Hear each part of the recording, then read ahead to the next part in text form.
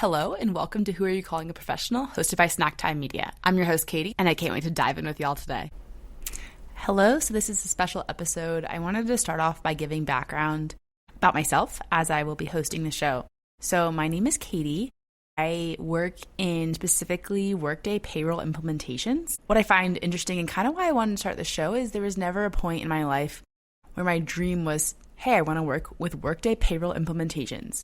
I found this job at a company that I really like, and I've been with them since 2018, so it's been a while. And I think it's just so interesting as you enter the job force or the workforce, you don't really know what you're getting yourself into. And so I think it's helpful to kind of hear from other perspectives and people who've been doing it, and that's what inspired me to start this podcast. So as of now, my title is Senior Manager. I'm an architect on projects. I primarily work with payroll, but I also work with other functional areas within Workday as well. Most of the time, what we're doing is we're actually implementing software, so working with customers to actually start them on Workday from another system. The background of this was whenever I was in college, I went to the career fair, as many of us do, and I was between going to grad school and getting this job. I did interview at a few other places, but none of them stuck out as much, and I didn't have a dream role necessarily when I was graduating, so this one definitely made sense in the company I really liked. So when I originally applied, it was because I knew they were coming to the career fair, and I wanted to hear more and be a part of this firm. Over others, there really wasn't a lot of other options. Grad school, like I mentioned before, I considered for a while.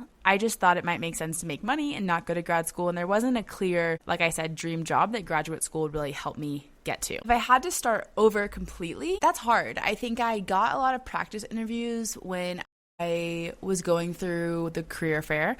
I talked to a lot of companies that I didn't really even want to work with, which I thought was smart to kind of have really low pressure interviews as I was going into an interview that I cared about more. If I had to start over though, I don't know. I don't have a great answer to what I would have done differently. When I was deciding for this job, I did uproot from Florida and I did move to Atlanta. So when I was thinking about that move, I was really excited and I was something I was looking forward to with a new job. So that's kind of the background of how I got this role.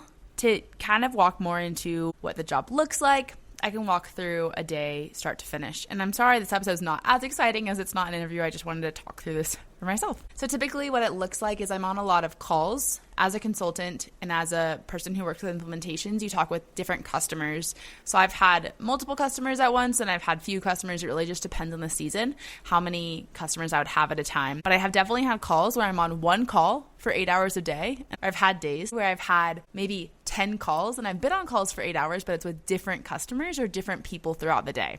It's really project based, so customers will be at different stages of a project as we go through each project. And so every day is a little different with different customers. They're at different phases of the project. I think it's a fun test for your brain to see if you can keep up and how to best organize yourself to really be able to meet every customer's needs as they are in different phases of the project. And you might have to jump from one call where they're just kicking off the project to another call where they're already live and they're actually post-production in that case. So really there isn't a typical day. There's typical seasons of projects as projects follow the same format, but every day does change. There's also some work I get to do internally as well as coaching other people, which is really what I really do love about the job as well. The most rewarding part of the job is probably teaching others. I think while it's really exciting to bring customers live, and I think it's really awesome to see them really click and them understand the processes that we've explained and outlined for months leading up to their go live. I think that's really rewarding, as well as teaching people who maybe just started and are starting this as their career path. In terms of a busy week versus a non-busy week, I definitely have times that are much busier. This is when there's a stage called parallel where you actually work and compare Workday's output to any legacy system. That is typically long days with customers, making sure that everything works correctly and that their system is actually paying their employees correctly. So that would be the busiest time. A normal week is maybe on calls for 80% of my time. Sometimes it's less, but typically 80% is normal to be on calls for in my particular role. So I have a question that says, what do people think your job is versus what is it actually?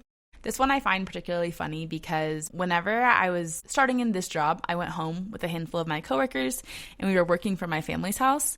And my sister genuinely asked if we were working at a call center because she just saw us on the phone the whole time and thought that we worked for a call center. So I don't actually work for a call center. I work for all the customers and different projects. The biggest thing that surprised me once I started was how things that felt really hard at the beginning just got easier along with time. So I started and certain things were overwhelming to me or made me nervous or made me stressed. And as I continued in this role, it just got easier and things just clicked and made more sense. And it was really less overwhelming, I would say, to have the step up when it felt like it was a huge step. If you took it in bite-sized pieces, it actually got easier. And then looking back, I remember a moment where I just realized, hey, I actually get this and this all makes sense to me. And it's something that I had no experience in payroll or Workday prior to this role. I started right out of college, so it was exciting to have that actually click and for me to understand what was going on. I want to talk through next a time when many things went wrong at work. So that is something that I will say it can be stressful about this role.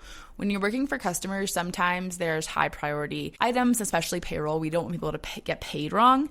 So there's times where something might be wrong and payroll is due and you have to hop on the phone with a customer and fix something or test something. And sometimes you're working on a really tight timeline. So that is common for go lives or if you do any support work as well. Definitely happens. I think that you just work on prioritizing if you have to drop your existing call, getting coverage and getting on another call, really just staying calm and handling those situations. It's not common. It's not something that happens day to day by any means, but it has happened probably once or twice in my 8 years of doing this to where I can stay calm and really fix things. I think it's helpful to keep your voice down and not be super stressed and really just come with solutions rather than stress. So usually go lives are more stressful. Sometimes even little things get customers freaked out, which totally makes sense. Everything is new.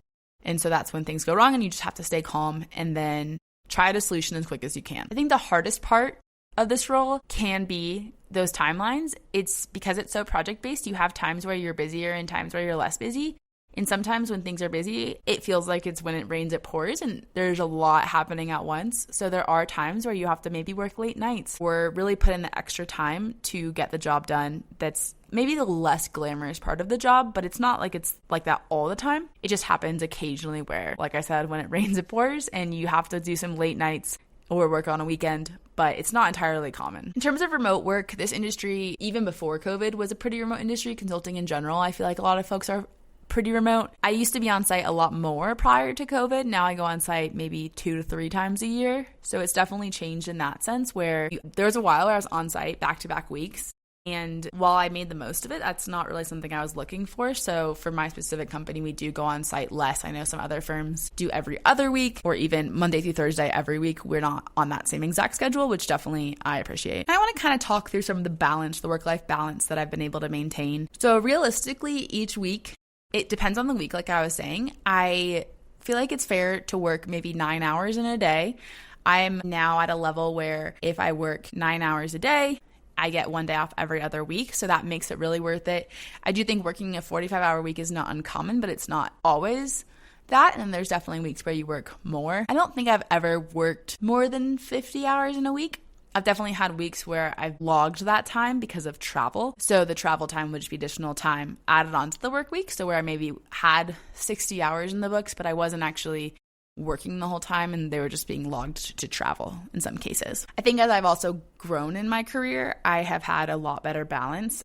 Like I mentioned earlier, I can pick up things quicker and nothing is as big as it used to seem. So fixing problems that used to take me an hour can take me up to 15 minutes now. And it's really helpful for me to jump in and it really makes it less stressful and allows me to have better work-life balance. After work, in terms of unplugging, I definitely go play tennis or I go on a walk or go to the gym or hang out with friends and go on a hike. There's so much to do, but I definitely unplug. There are times where I dream about work or I'm going to bed and I'm thinking about solving something. And there's definitely been times where I've solved it when I'm about to go to bed. So it's something that your brain keeps thinking about, but it's not exactly stressful as much as just lingering there. So the next items I want to get into is kind of what makes a good candidate. So in terms of what separates people who succeed versus people who simply plateau, a lot of this comes down to organization and problem-solving capabilities as well as effort. I think that if you try to solve a problem, it goes a really long way. I always give the people that I work with advice to say, hey, if you come to me with a question, I want to know what you've tried before you came to me. I don't want to be the first line of defense. I want to see if you searched this, if you tried to build it in the system, or what you did prior to coming to me.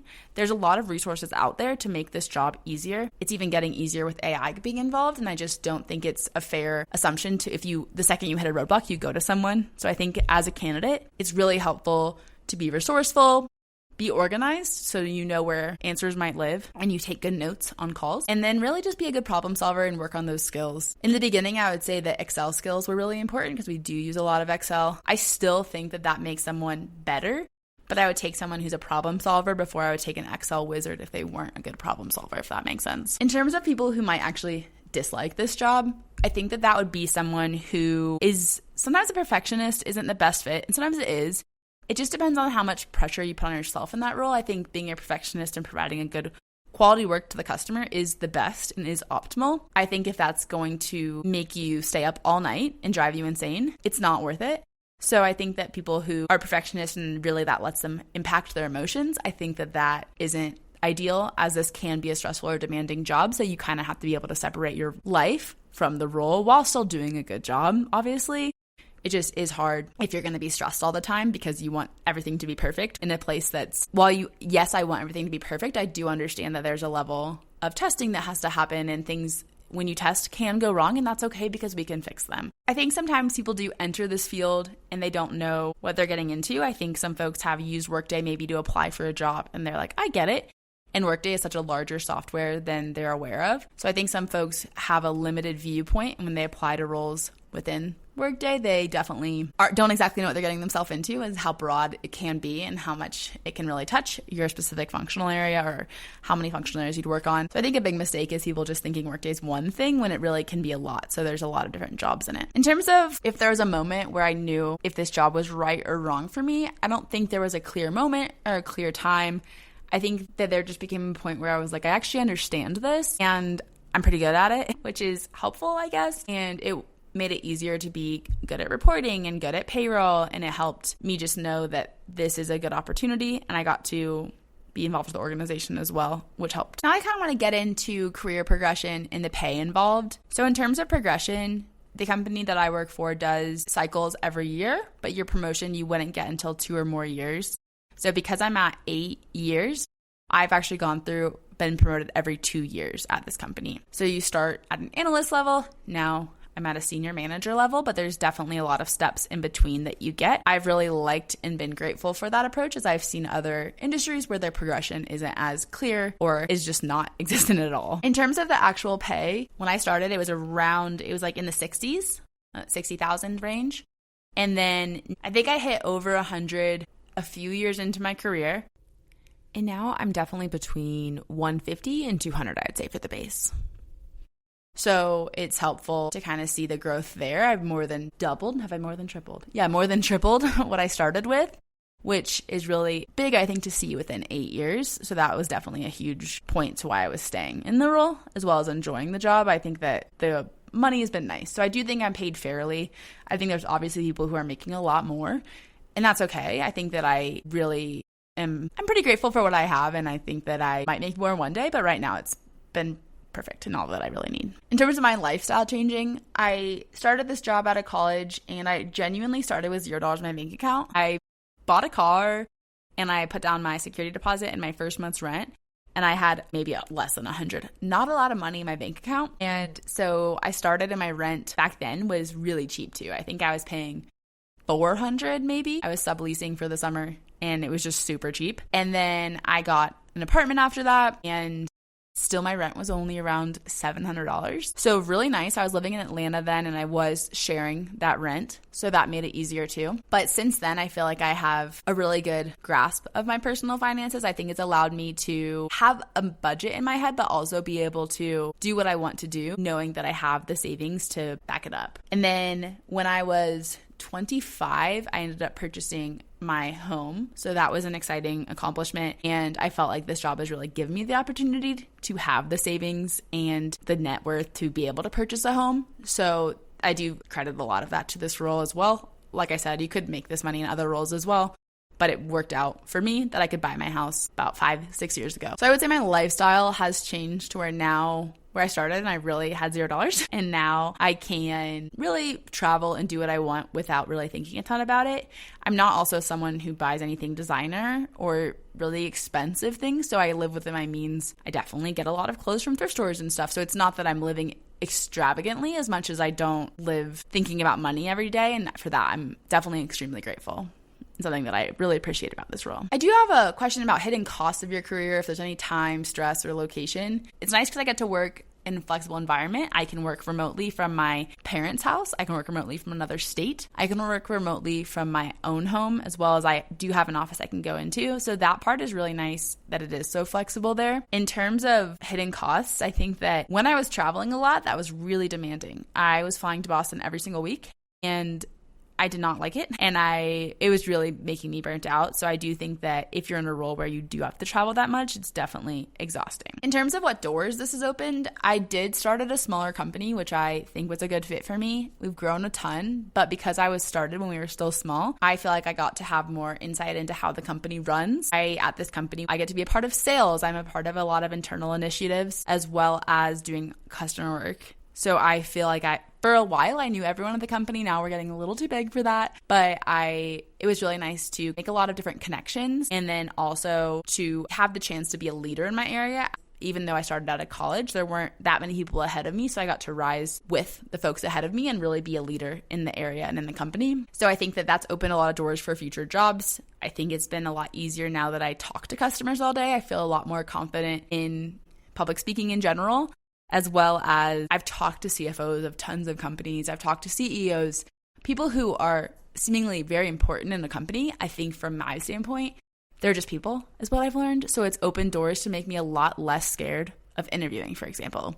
I work with recruiters, and they're great people. They're just people, though, so it makes everything a little bit less scary. I've also done interviews, which I think really made me less scared if I were to go interview somewhere. The other person interviewing me could be someone just like me, who isn't a recruiter and who does conduct interviews at times. So I think there's a lot to be said there about just different opportunities that working at a smaller company can get you. And I feel like there's a lot of marketable skills that you get out of consulting. If you don't want to stay in consulting forever, there's a lot of different industries you can go in, like sales, or that's just one I think about a lot, but there's tons of different ones. I can go in different technical areas because I do Workday. I could be within HR in a ton of different areas, and as well, there's a lot of different opportunities. In terms of where people go next, I am not 100% sure at the moment. I think that a lot of people will go to another Workday firm maybe. I know that prior to Workday, there was other software that people used for HR. So I think that there might be a new HR software that people go to someday. Or like I mentioned, sales is something I've thought about a decent bit. I think you can pivot and use a lot of the skills that I've gained in any area. So there's not a direct path of what people do next. Some people become contractors or start their own company,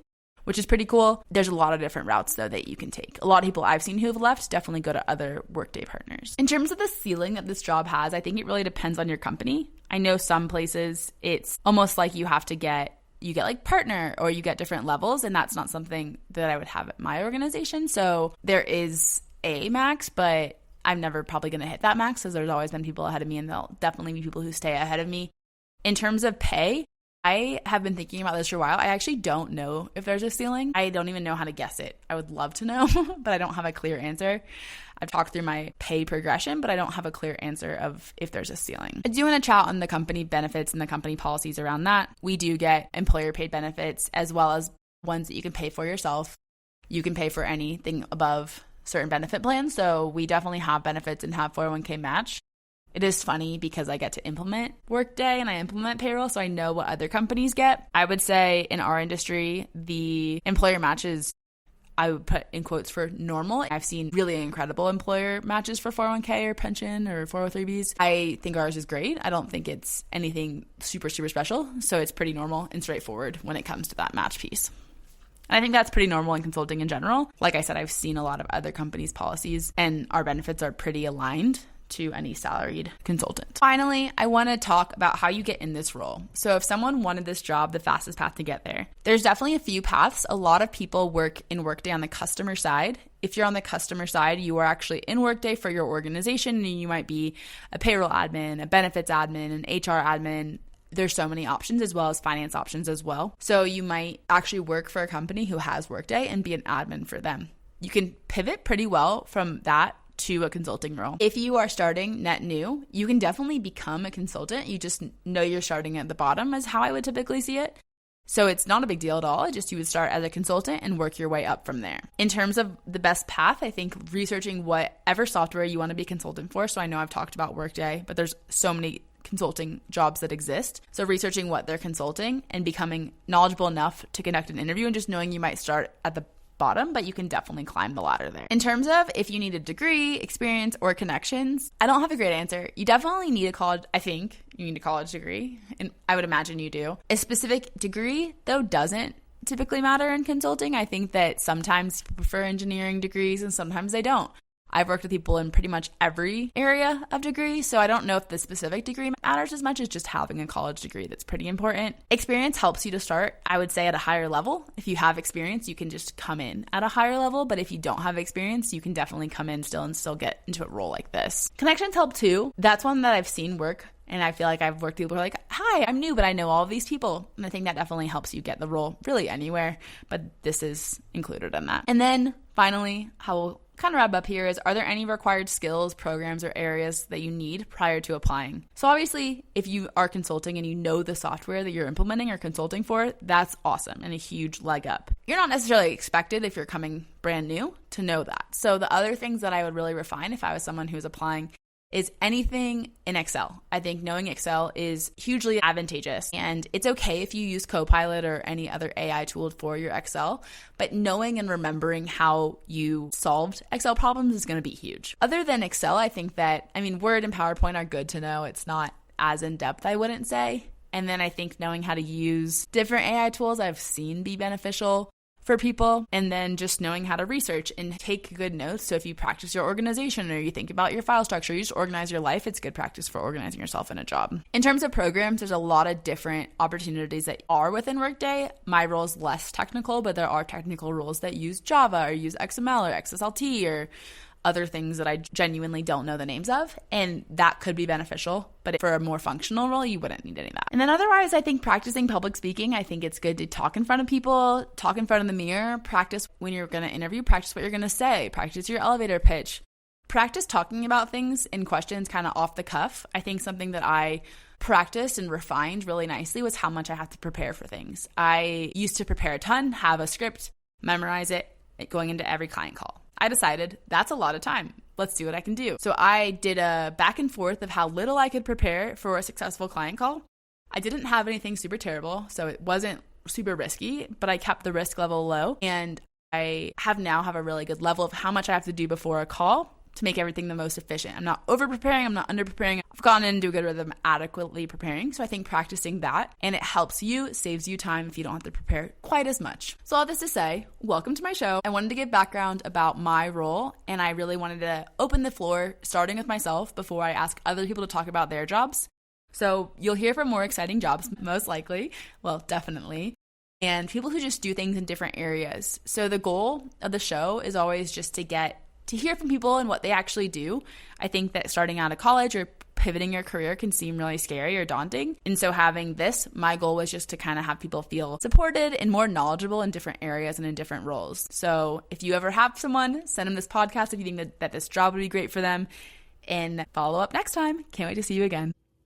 Thank you so much for listening to this week's episode. If you'd like to be featured on a future episode, please go to snacktimemedia.net or reach out at whoareyoucallingaprofessional@snacktimemedia.net. If you like this episode, please share it with a friend or leave a review. Hope you have a great week. See you again next week. Bye, everyone.